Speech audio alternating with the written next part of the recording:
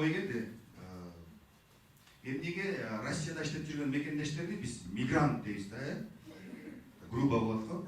А Европадагылар болсо биз Европадагы кыргыздар. Мисалы, Россияда жүрөт десе, кыйналып жүрөт деп ойлойм.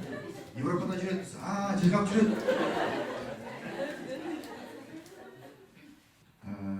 Мюнхенде чыныгы немистер жашайт экен. Оригинал, Адидас немистер. Башка жакта бүт аралашып кетиштир. Биз ушул Германияга келердин алдында Бишкектеги секонд-хендден алган кийимдерди кийип келген жокпуз. Ээси көрүп калбасын деп.